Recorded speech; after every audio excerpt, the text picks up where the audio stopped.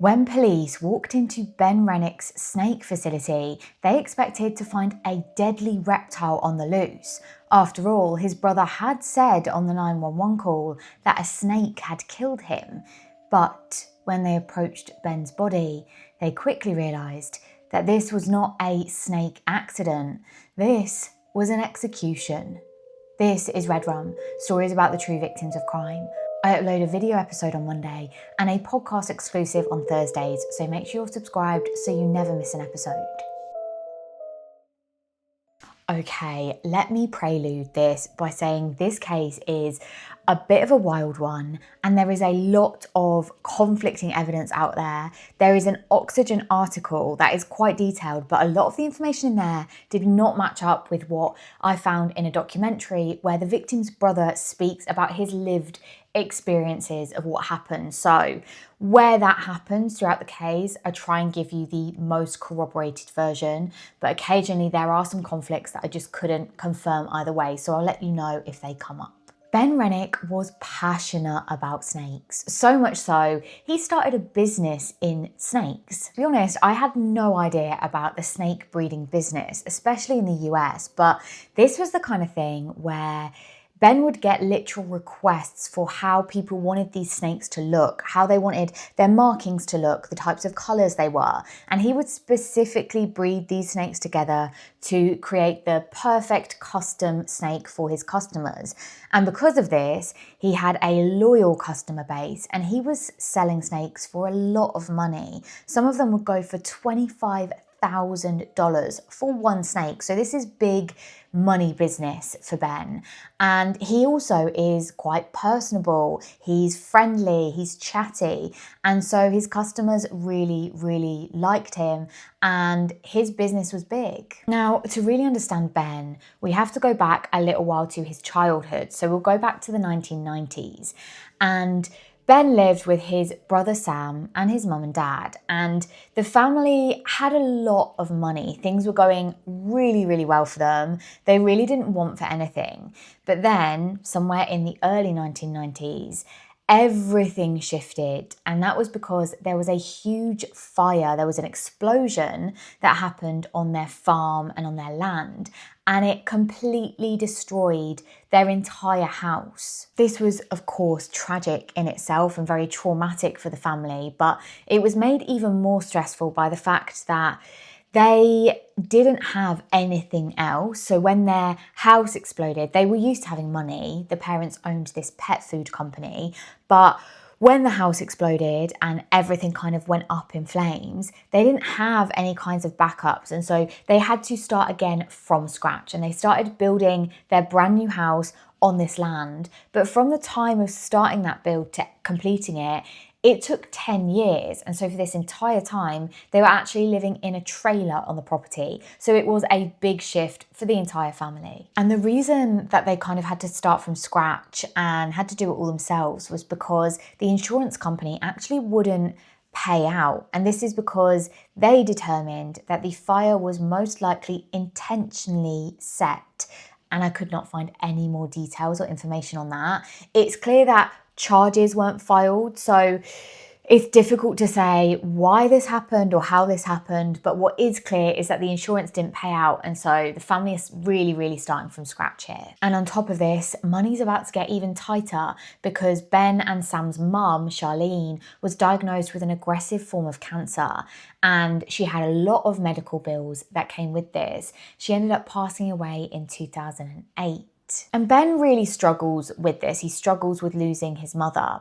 But it's in around 2011 that he ends up reconnecting with an old friend of his, a woman called Lynn Lee. And this is an old school friend of his, so he hasn't seen her for a little while, but it's that kind of friendship, that kind of bond that you have when you're children and then or teenagers, and then when you re-meet when you're a little bit older. There's something there that it's just different to when you meet people in adult friendship. Now, Lynn Lee had also tragically lost her mother at a young age as well. And so Linley and Ben really connected on this, on losing a parent so young and on the kind of grief that they were still living through at this point. And Linley had a child of her own, a little boy called Matthew from a previous relationship. And Ben really took Matthew under his wing. He really formed a close bond, and it's very clear from things that happen later, from the way that Matthew talks about Ben, it's very clear that he loved him very much and saw him as a very much a father figure. Oh, also, what I hadn't mentioned quite yet was that throughout all of this, when Linley and Ben are meeting and kind of building their life together, in the background, Ben and Sam's dad, Frank, we know he owns this pet store, but there are some issues with his finances, and it turns out that he has been taking investors' money and he's been spending it on personal things that he wants, things that are nothing to do with the company and nothing to do what the investors thought they were spending their money on. And so because of that, he is arrested on fraud charges, and it's 3 days later, he is out on bail and he is at home. And he ends up taking a gun and shooting himself in the heart, and he dies pretty immediately. And so now Ben and Sam have lost both their mother and father within a few years of each other. It's no surprise that Ben and Sam were absolutely devastated, but their lives go on. Life moves on as it does, and they kind of build their new lives around this grief. And the father, Frank, had left everything to Ben or to Ben and Sam. There are conflicting reports, so this is one of the things I was talking about at the beginning. And very basically put, in a couple of sources that I read, Ben's father left everything to him. But in another source that I read, Ben's father left everything to Ben and Sam equally. So it's very difficult to confirm what that is. I couldn't find specific court documents for the will. But what is clear is that by 2012, Linley and Ben have moved in together. They're on the family plot of land. Sam's living there too. And Ben and Linley have their first child together. They have a little girl who they called Emma. And by 2014, so 2 years later, they are married. And they're very much setting up their life together, their family on the family farm, on that land. And Sam, the brother, is living there in the background, and it seems pretty harmonious. The reason Sam is living on the farmland as well is because he's just gone through, or is currently going through, a very messy divorce around 2013, 2014. And so things are very difficult for him, and he's worried that his wife, soon to be ex-wife, is going to try and take the family land and the farm from him. And so this is where things get a little bit complex in terms of source material, but very basically put, it's reported that he transfers all of the rights to the property over to Ben, just as a way to avoid his ex-wife getting anything from him in terms of the family land. So we know that Ben is running this super successful snake business, breeding designer snakes, I guess, and shipping them out to different people. And he's very much running this. He has the expertise, but Linley is also helping at the sidelines. She's helping run the day-to-day. She's helping kind of just manage things generally. So then in 2016, Linley decides actually running the day-to-day of the snake business isn't where her passion lies, and she wants a kind of passion project of her own. And it would be great if that passion project could make money too.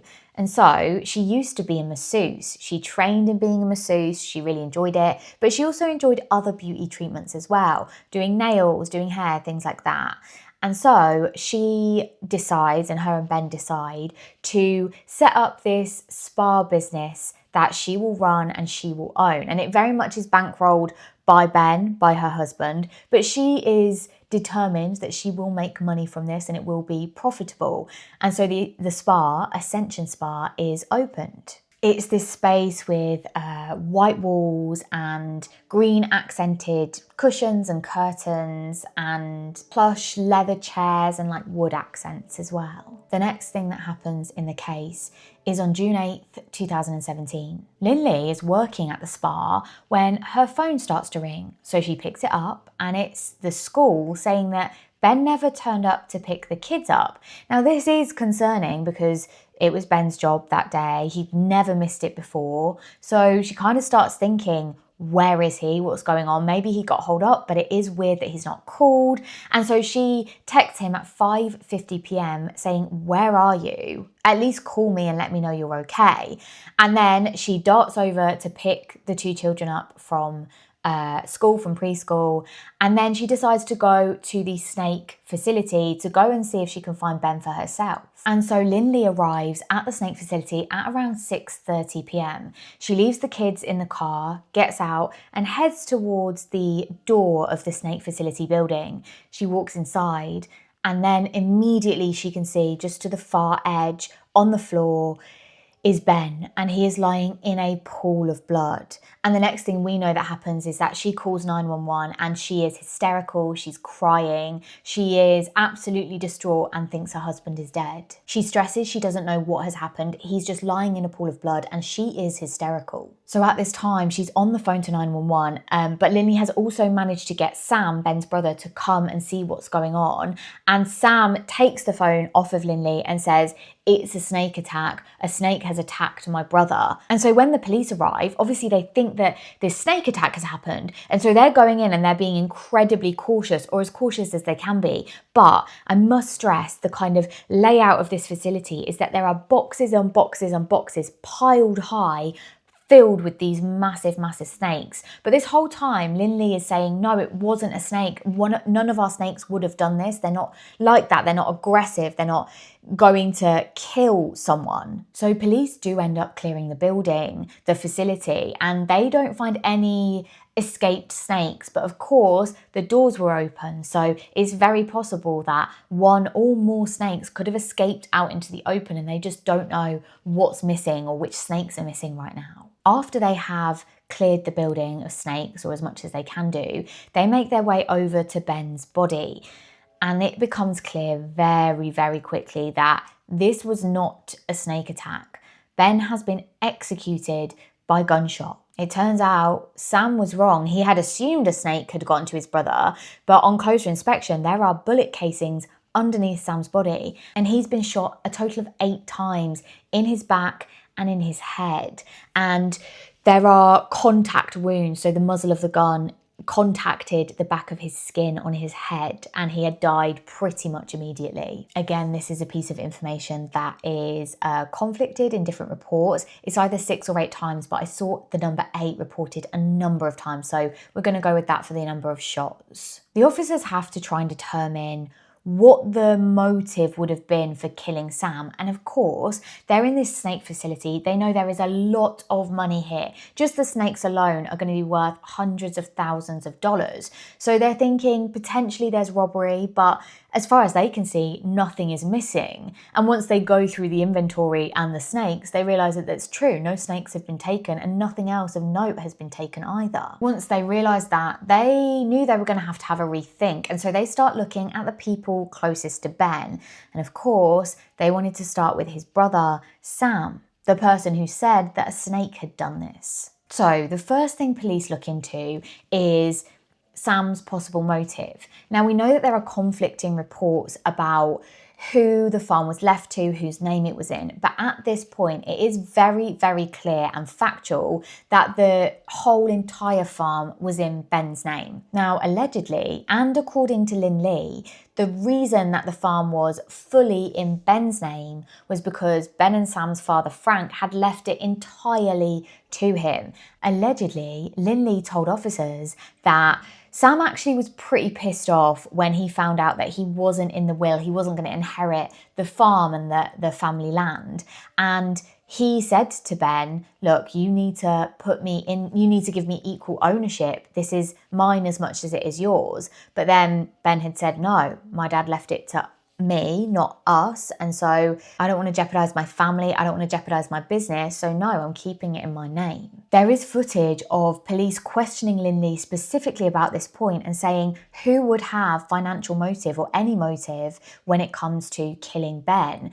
And the only person Linley could think of was Sam. What's also reported is that Sam said in police interviews that, yeah, the inheritance wasn't fair, but that's just life and he had to get on with it. But in that same interview, he says the farm is an expensive place to be and he just couldn't afford that. So again, leans into the other reporting we have of Sam handing over his half temporarily to Ben. What's clear at this point is that even the police don't know the truth of the matter. They know that all of the land and farm is in Ben's name, but they don't know how that came to be, so they need to do more of an investigation. Police bring Sam in for questioning and they ask him, where were you at the time of the murder? What's your alibi? And he says, I was at work and there are multiple people who can attest to seeing me there. And so police check in with a number of his colleagues and it's confirmed he was at work the entire time. And Sam's very cooperative. So he obviously gives them his alibi, he gives them the shirt he's wearing, he's tested for gunshot residue, which is negative,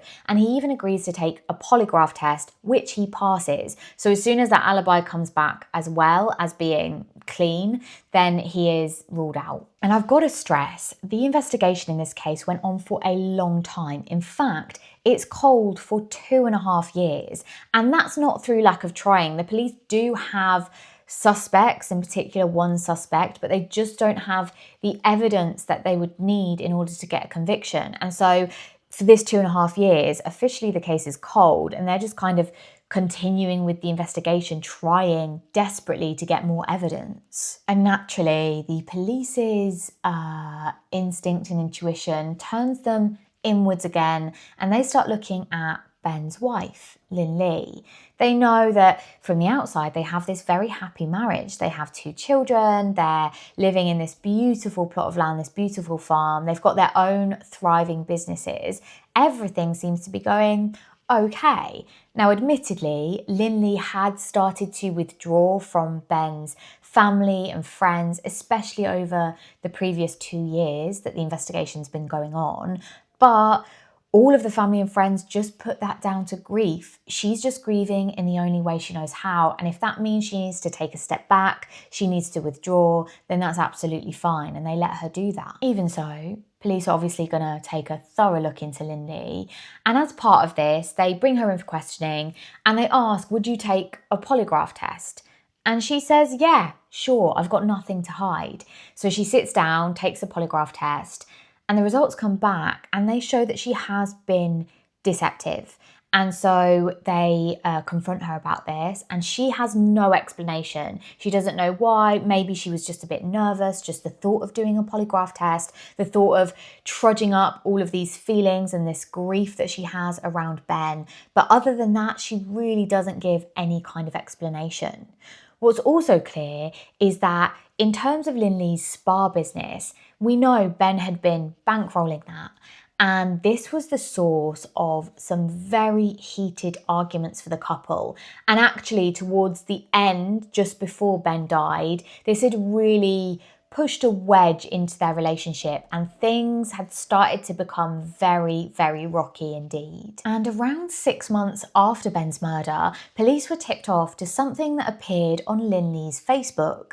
She posted an announcement that she was now in a new relationship. And we will come back to that. But meanwhile, whilst this is all happening, Linley is very quick on getting to sell the farmland and house. And of course, this has been or had been in Ben's family for years and years. They built it up again from scratch. And so Ben's brother Sam is absolutely devastated by this and begs Linley not to sell it, but she says she's going to go ahead and do it anyway, and she does. And of course, everything was in Ben's name, and in the will, that meant it all went to Linley, so Sam doesn't really have a say on this. Police then scoured Ben and Linley's social media accounts, and they found that just before Ben died, he had been messaging a friend and he was suspicious that perhaps Linley was cheating on him. Investigators trawl through Linley's phone records, and as they do that, they see this number that is coming up multiple times, and it is late at night, it's throughout the day, and it leads back to a man called Brandon Blackwell. Turns out Linley was having an affair with this man, Brandon, while she was with Ben, and then after his death, and he was the person that she was now in a relationship with. Things had an added complication with Brandon because he was also married. He also had 2 children, but after Ben's death, he'd left his family and he and Linley moved in together, and they were kind of raising their families as a joint family. So police obviously have to look into Brandon as a potential suspect, and they check out his alibi. He said he was at work with friends, and that is confirmed to be true, and so he is cleared off of the suspect list. But of course, now we have loads of information about Linley that we didn't know before. And so Linley's brought in for questioning, and she admits to all of this. She was having an affair with Brandon. They've continued this relationship on, and now they're together. But there's more. Around 2 to 3 years after Ben's death, so around 2019, Linley and Brandon end up breaking up. It is messy. It's just not very nice. There's a lot of arguments. It's very heated. And actually, Linley ends up filing a restraining order against Brandon. Oh, and they've had a kid during this time, so there's custody battles, very messy. In January of 2020, Brandon is arrested for violating that restraining order, and he's brought into prison. But he tells police officers, wait a minute, I have something to tell you, some very important, critical information that you're gonna wanna know. He says that Linley, and they do sit down with him because he's been very close to Linley for the past few years, so he might have some credible information. And what he tells them blows this whole case wide open. He says that Linley told him, admitted to him, that she knew exactly who had killed Ben. In fact, she was the one who organised it. And police officers in the meantime have found out that she was the sole beneficiary of a $1 million life insurance policy on Ben. In fact, the day after he was murdered, she called the insurance people and tried to start moving it along so she could get this money.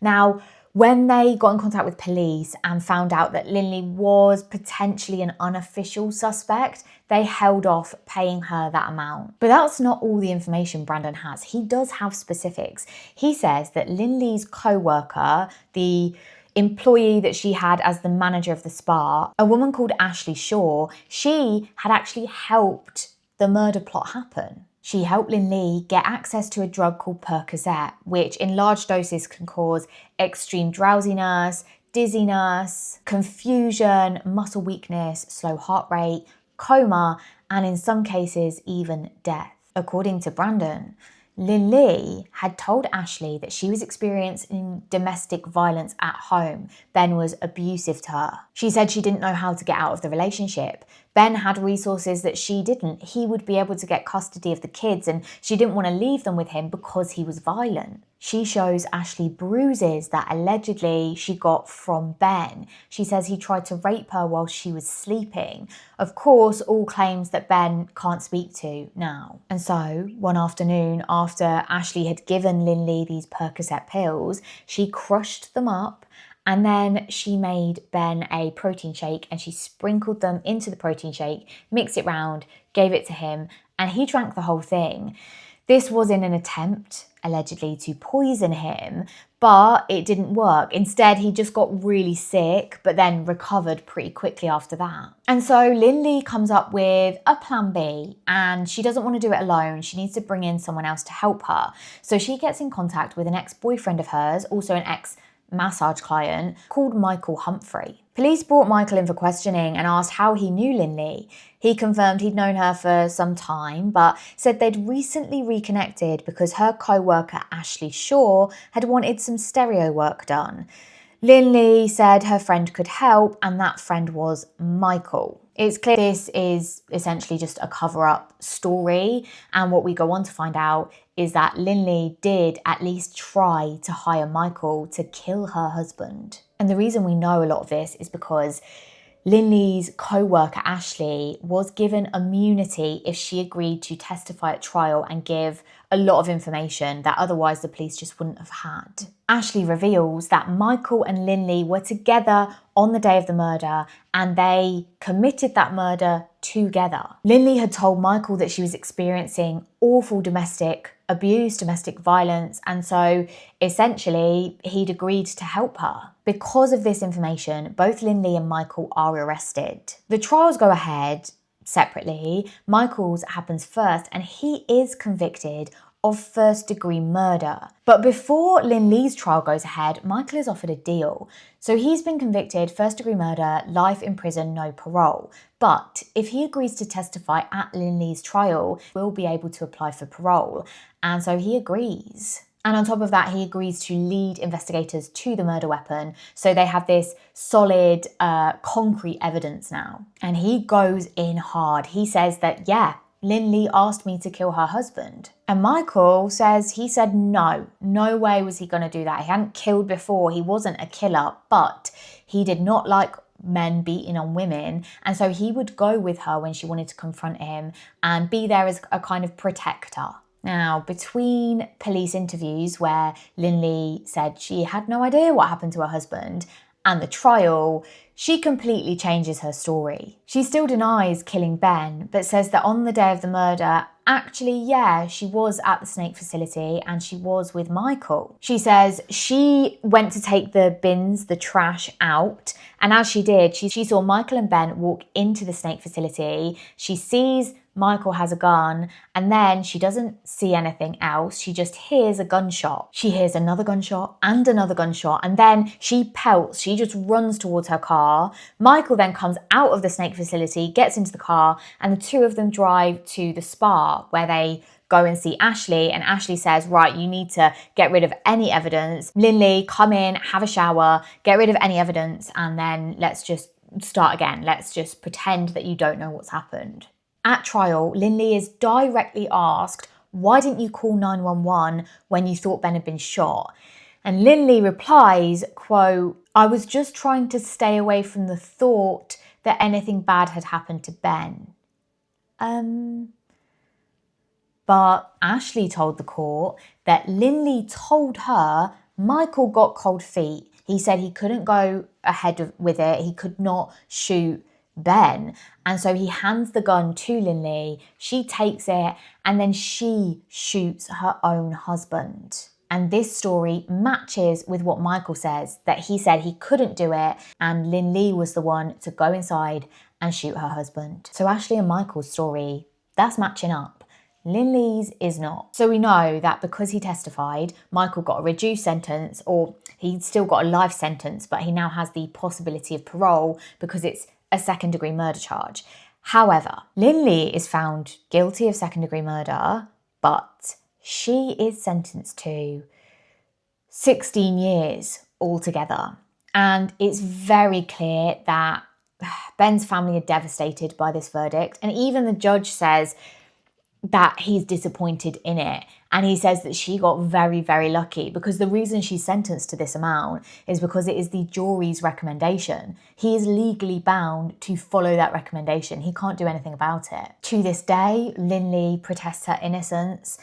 Michael and Ashley's story has stayed the same, but it looks like Linley will be out much before Michael and unfortunately back into the world where the judge literally says to her, I just hope that you don't kill again. Thank you for joining me for today's video episode of Red Rum. I will be back on Thursday for a podcast exclusive, or I'll see you next week for a video episode of Red Rum. Bye.